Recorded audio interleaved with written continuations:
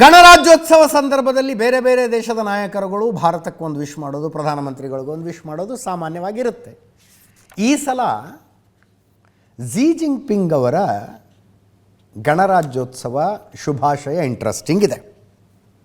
ಚೀನಾದ ಪ್ರೀಮಿಯರ್,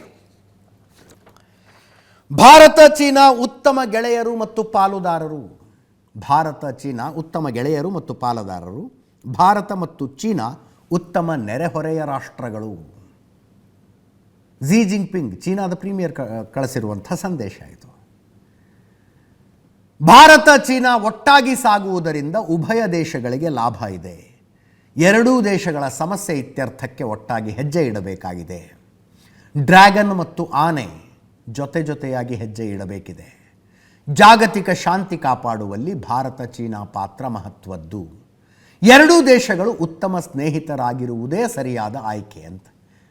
ನೋಡಿ, ಬದಲಾದ ವರ್ಲ್ಡ್ ಆರ್ಡರ್ ಎಂತೆಂಥ ಹೇಳಿಕೆಗಳನ್ನು ರಿಲೀಸ್ ಮಾಡಿಸುತ್ತೆ ಅಂತ. ಅಲ್ಲಿ ಒಬ್ಬ ಡೊನಾಲ್ಡ್ ಟ್ರಂಪ್ ಅನ್ನುವ ವ್ಯಕ್ತಿ ಕೈಯಲ್ಲಿ ಸುತ್ತಿಗೆ ಹಿಡ್ಕೊಂಡು ಕಂಡ ದೇಶಗಳ ತಲೆ ಮೇಲೆಲ್ಲ ಮೊಟಕ್ತಾ ಇರುವಾಗ ನಾವು ಒಂದಾಗೋದು ಒಳ್ಳೆಯದು ಅಂತ ಚೀನಾದ ಅಧ್ಯಕ್ಷರ ಮೆಸೇಜ್. ಹಾಗಂತ ಡೊನಾಲ್ಡ್ ಟ್ರಂಪ್ ಏನು ಕಡಿಮೆ ಹೇಳಿಲ್ಲ. ಅಮೆರಿಕ ಮತ್ತು ಭಾರತದ ನಡುವೆ ಐತಿಹಾಸಿಕ ಬಾಂಧವ್ಯ ಇದೆ. 77ನೇ ಗಣರಾಜ್ಯೋತ್ಸವ ಆಚರಿಸ್ತಾ ಇರುವ ಭಾರತಕ್ಕೆ ಅಭಿನಂದನೆ. ಅಮೆರಿಕ ಭಾರತ ವಿಶ್ವದ ಅತ್ಯಂತ ಹಳೆಯ ಮತ್ತು ಅತಿ ದೊಡ್ಡ ಪ್ರಜಾಪ್ರಭುತ್ವ ರಾಷ್ಟ್ರಗಳಾಗಿ ಬಾಂಧವ್ಯವನ್ನು ಹಂಚಿಕೊಂಡಿದೆ ಅಂತ ಡೊನಾಲ್ಡ್ ಟ್ರಂಪ್ ಟ್ವೀಟ್ ಮಾಡಿದ್ದಾರೆ. ಇಮ್ಯಾನ್ಯುಯಲ್ ಮ್ಯಾಕ್ರನ್ ಫ್ರಾನ್ಸ್ನ ಅಧ್ಯಕ್ಷರು, ಪ್ರೀತಿಯ ಗೆಳೆಯ ಮೋದಿ, ಭಾರತೀಯರಿಗೆ ಗಣರಾಜ್ಯೋತ್ಸವ ಶುಭಾಶಯಗಳು ಅಂತ. 2024 2 ವರ್ಷಗಳ ಹಿಂದಿನ ಗಣರಾಜ್ಯೋತ್ಸವ ಪರೇಡ್ಗೆ ಚೀಫ್ ಗೆಸ್ಟ್ ಆಗಿದ್ದರು ಇಮ್ಯಾನ್ಯುಯಲ್ ಮ್ಯಾಕ್ರನ್, ಫ್ರಾನ್ಸಿನ ಅಧ್ಯಕ್ಷರು. ಆಗ ತೆಗೆಸ್ಕೊಂಡಿದ್ದ ಫೋಟೋ ಪೋಸ್ಟ್ ಮಾಡಿದ್ದಾರೆ ಅವರು. ಇನ್ನು ಉರ್ಸುಲಾ ವೊನ್ ಡರ್ ಯುರೋಪಿಯನ್ ಒಕ್ಕೂಟದ ಮುಖ್ಯಸ್ಥೆ, ಈ ಸಲದ ಅತಿಥಿ, ಡೆಲ್ಲಿಲಿದ್ದಾರೆ. ನಾಳೆ ಒಂದು ಬಹಳ ಇಂಟ್ರೆಸ್ಟಿಂಗ್ ಡೀಲಿಗೆ ಸೈನ್ ಹಾಕೋರಿದ್ದಾರೆ. ಇಡೀ ಯುರೋಪಿಯನ್ ಒಕ್ಕೂಟದ ಜೊತೆಗೆ ಭಾರತದ ಮುಕ್ತ ವ್ಯಾಪಾರ ಒಪ್ಪಂದ, ಫ್ರೀ ಟ್ರೇಡ್ ಅಗ್ರಿಮೆಂಟಿಗೆ ಸೈನ್ ಹಾಕ್ತಾರೆ.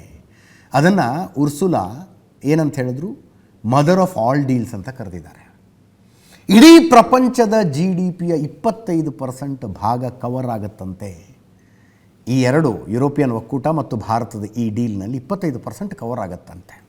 ಜೀವಮಾನದ ಗೌರವ ಅಂದ್ರೆ ಅವರು ಈ ಪರೇಡಿಗೆ ಚೀಫ್ ಗೆಸ್ಟ್ ಆಗೋದು ಜೀವಮಾನದ ಗೌರವ ಅಂದಿದ್ದಾರೆ. ಗಣರಾಜ್ಯೋತ್ಸವದ ಅತಿಥಿಗಳಾಗಿ ಭಾಗವಹಿಸುವುದು ಜೀವಮಾನದ ಗೌರವ.